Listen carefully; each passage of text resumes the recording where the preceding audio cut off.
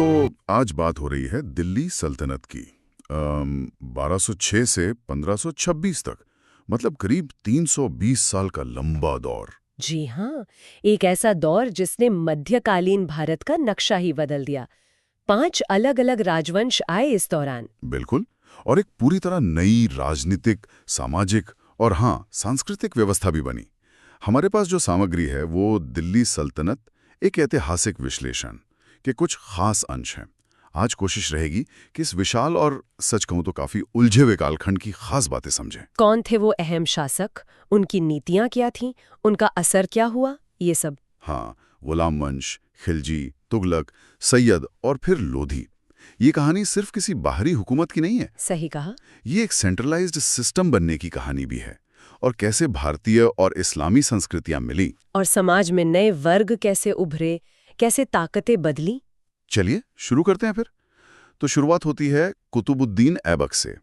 मोहम्मद गोरी का कह सकते हैं सबसे काबिल गुलाम और सेनापति। हाँ, जिसने 1192 में तराइन की दूसरी लड़ाई के बाद भारत में तुर्की शासन की नींव रखी। कहते हैं वो बहुत उदार था, लाख बख्श कहते थे लोगों से, लाखों का दान देने वाला। जी, ऐसी बातें मशहूर हैं। दिल्ली में कुव्वतुल इस्लाम मस्जिद बनवाई, अजमेर में 2.5 दिन का झोपड़ा। और वो मशहूर कुतुब मीनार, उसकी शुरुआत भी ऐबक ने ही की थी। लेकिन फिर 1210 में अचानक पोलो खेलते हुए घोड़े से गिर गया और मौत हो गई। हाँ, तो ऐबक ने नींव तो रखी, पर सल्तनत को असल मजबूती और स्थिरता दी इल्तुतमिश ने 1211 से 1236 तक। अच्छा, इसीलिए कई इतिहासकार उसे असली संस्थापक मानते हैं। बिल्कुल। और उसकी प्रशासनिक सोच वो काफी दिलचस्प थी। उसने शुरू की इक्ता प्रणाली।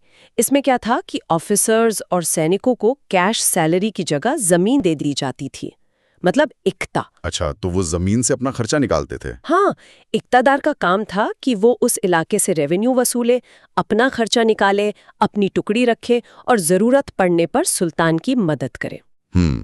तो इससे एक तरह का सेंट्रलाइज्ड कंट्रोल बना। जी, एक केंद्रीकृत सैन्य और प्रशासनिक ढांचा बनाने में इससे बहुत मदद मिले। और वो 40 वफादार तुर्की सरदारों का गुट, तुर्कान चेहालगानी या चालीसा, वो भी इल्तुतमिश ने ही। हाँ, बिल्कुल। मकसद था सुल्तान को सपोर्ट देना, अपनी ताकत पक्की करना। पर देखिए किस्मत का खेल। इल्तुतमिश के मरने के बाद ही यही चालीसा गुट इतना पावरफुल हो गया कि सुल्तान बनाने और हटाने लगा। मतलब जो वफादारी के लिए बनाया वही गले की हड्डी बन गया। बिल्कुल, राजनीतिक अस्थिरता का बड़ा कारण बना ये। हाँ, और इल्तुतमिश ने कुतुब मीनार का काम पूरा करवाया था। फिर इतिहास ने एक बड़ी करवट ली। रजिया सुल्तान 1236 से 1240, दिल्ली सल्तनत की पहली और अकेली महिला शासक। जी, एक बहुत बड़ा कदम था उस जमाने के हिसाब से, लेकिन उन्हें इसी चालीसा गुट का जबरदस्त विरोध झेलना पड़ा और आखिर में उनकी हत्या कर दी गई। ये दिखाता है कि सत्ता के गलियारों में महिलाओं के लिए राह कितनी मुश्किल थी, बहुत ज्यादा। रजिया के बाद एक और बड़ा नाम आता है गयासुद्दीन बलबन, 1266 से 1287 तक। बलबन, वो तो खुद कभी इल्तुतमिश का गुलाम और चालीसा का मेंबर था, है ना? हाँ, यही तो दिलचस्प बात है। उसने सुल्तान के पद की खोई हुई इज्जत और ताकत वापस लाने पर पूरा जोर लगा दिया। और उसके तरीके, वो ईरानी रस्में, सिजदा और पैबोस, घुटनों पर झुकना, कदम चूमना, ये सब क्यों? देखिए, वो खुद गुलाम रह चुका था।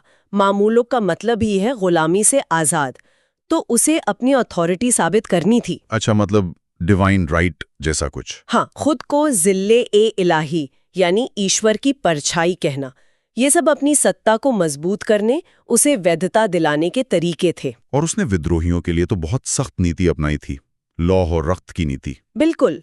और सबसे बड़ी बात, उसने उस चालीसा गुट को पूरी तरह खत्म कर दिया जो सुल्तानों के लिए सिरदर्द बन गया था। सेना के लिए भी कुछ किया था उसने? हाँ, सेना को ऑर्गेनाइज करने के लिए एक अलग डिपार्टमेंट बनाया, दीवाने आरिज। तो गुलाम वंश में आप देखें एक पैटर्न है। ऐबक ने शुरू किया, इल्तुतमिश ने संस्थाएं बनाई, जैसे इक्ता और चालीसा। हाँ, पर चालीसा की ताकत बढ़ी तो दिक्कतें आईं, जिससे बलबन को और कठोर होना पड़ा। मतलब एक कदम का असर दूसरे पर पड़ता गया। ये तो है। अच्छा, बलबन के बाद फिर खिलजी वंश आया। जी, 1290 में जलालुद्दीन खिलजी ने शुरू किया, पर इस वंश का सबसे बड़ा नाम जाहिर है अलाउद्दीन खिलजी था। 1296 से 1316 तक। अलाउद्दीन खिलजी, उसका नाम सुनते ही लगता है महत्वाकांक्षा। सिकंदर सानी कहता था खुद को, दूसरा सिकंदर। बिल्कुल, उसकी सोच बहुत बड़ी थी और उसके सुधार भी बहुत बड़े पैमाने पर थे और एक दूसरे से जुड़े हुए। उसे साम्राज्य फैलाना था और मंगोलों के हमले भी तो लगातार हो रहे थे उस वक्त। हाँ, तो इसके लिए उसे चाहिए थी एक बहुत बड़ी परमानेंट आर्मी।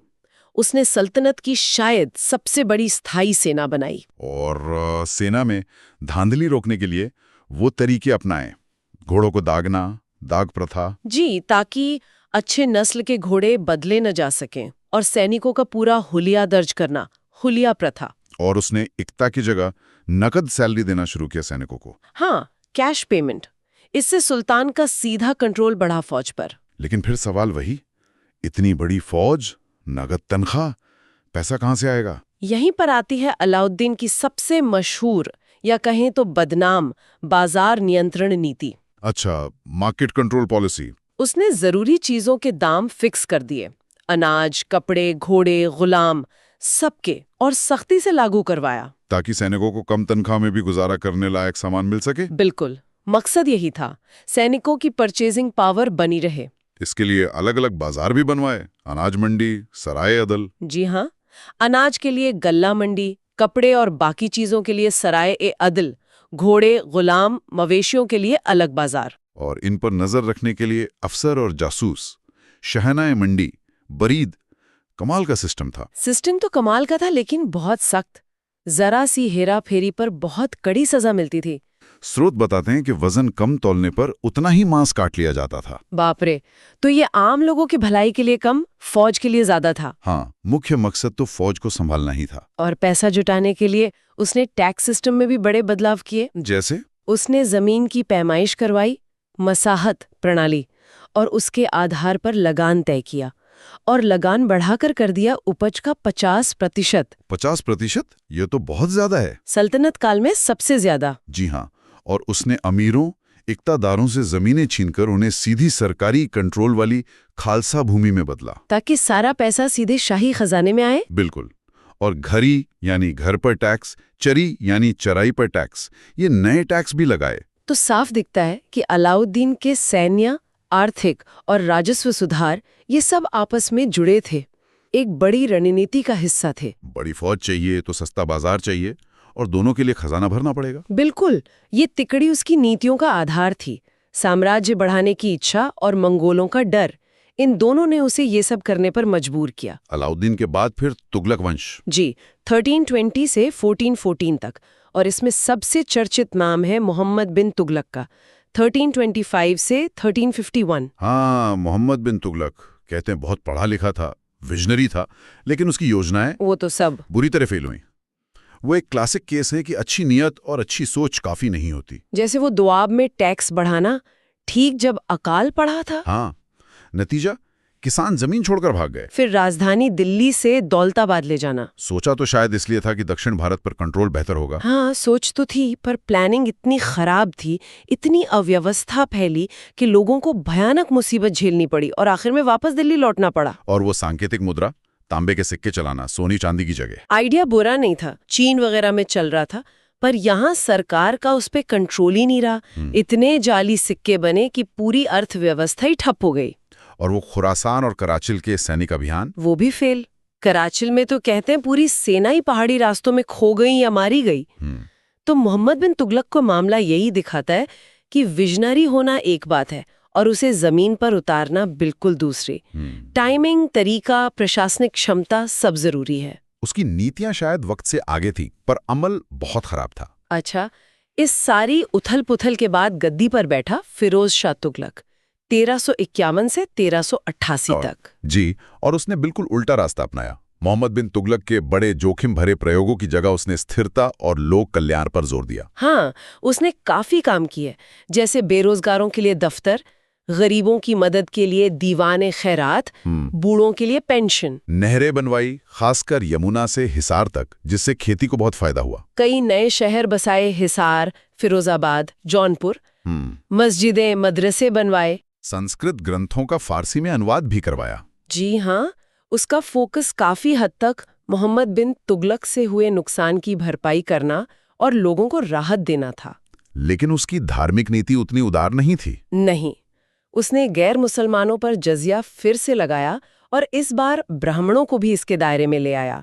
ये एक विवादास्पद कदम था। और एक और बात, उसके समय में दास प्रथा बहुत ज्यादा बढ़ गई थी। हाँ, कहते हैं उसके पास हजारों की तादाद में गुलाम थे।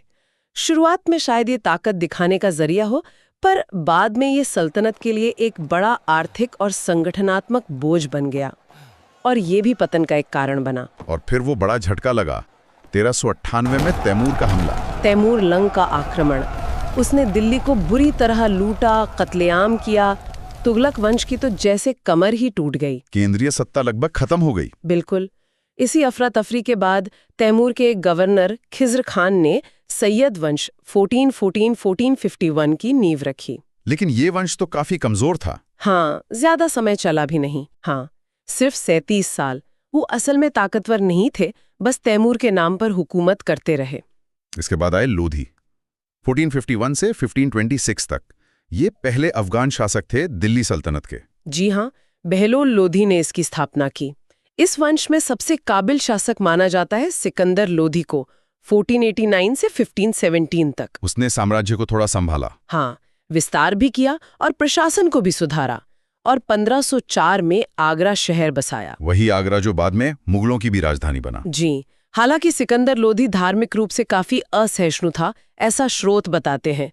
उसने कई हिंदू मंदिर तुड़वाए। और फिर आया लोधी वंश का आखिरी सुल्तान इब्राहिम लोधी, 1517 से 1526। हाँ, इब्राहिम लोधी।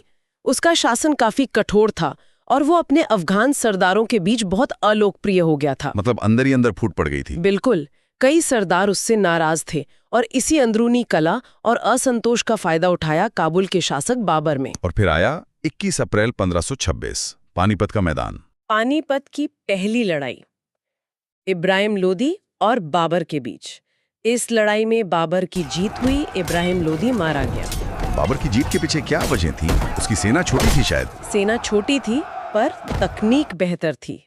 एक तो उसकी खास युद्ध नीति तुलुगमा, जिसमें सेना दुश्मन को किनारों से और पीछे से घेर लेती थी। अच्छा। और दूसरी और शायद सबसे अहम वजह, भारत में पहली बार तोपखाने का बड़े पैमाने पर और असरदार इस्तेमाल। तोपों का इस्तेमाल ये इब्राहिम लोधी के पास नहीं था। नहीं, उस पैमाने पर और उस कुशलता से नहीं था। तोपों ने लोधी की सेना में भगदड़ मचा दी। और इसी हार के साथ 320 साल पुरानी दिल्ली सल्तनत का अंत हो गया। जी, और भारत में मुगल साम्राज्य की नींव पड़ी। तो ये हमने पांचों राजवंशों का एक तरह से सफर देखा। लेकिन अगर पूरे सल्तनत काल को एक साथ देखें, शासन, समाज, संस्कृति, तो क्या खास बातें निकल कर आती हैं? प्रशासन कैसा था? प्रशासन देखा जाए तो भारतीय और विदेशी, मतलब अरबी, फारसी व्यवस्थाओं का एक मिश्रण था। सुल्तान सबसे ऊपर, जाहिर है, और जमीनी स्तर पर एकता प्रणाली बहुत अहम थी। हाँ, एकता की बात हमने की थी। समय के साथ जरूरत के हिसाब से नए विभाग भी बने, जैसे बलबन का सैन्य विभाग, दीवाने अर्ज, मोहम्मद तुगलक का कृषि विभाग, दीवाने अमीर कोही, फिरोज तुगलक का लोक निर्माण, दीवाने इमारत। और टैक्स, भू राजस्व मुख्य था। हाँ, भू राजस्व यानी खराज गैर मुसलमानों से या उश्र मुसलमानों से आय का मुख्य स्रोत था। इसके अलावा युद्ध में लूटे माल का हिस्सा खम्स, अलाउद्दीन ने जिसका हिस्सा बदल दिया था। हाँ, उसने 45 हिस्सा राज्य के लिए लेना शुरू कर दिया था। फिर धार्मिक कर थे ज़कात मुसलमानों पर और जजिया गैर मुसलमानों पर। और अलाउद्दीन की भारी टैक्स दरों का किसानों पर बुरा असर भी पड़ा होगा। जाहिर है, 50% लगान बहुत ज्यादा था। समाज की बात करें तो वो मुख्य रूप से धर्म के आधार पर बटा था, हिंदू और मुस्लिम, लेकिन वर्गों का विभाजन भी गहरा था। जैसे सबसे ऊपर अमीर और तुर्की सरदार, फिर उलेमा यानी धर्मगुरु, फिर शहरों में रहने वाले कारीगर, व्यापारी, फिर बड़ी संख्या में किसान और सबसे नीचे दास। दास प्रथा काफी फैली हुई थी, खासकर फिरोज तुगलक के समय। हाँ, उसके समय में दासों की संख्या बहुत ज्यादा हो गई थी, जो बाद में एक बड़ी समस्या बनी। और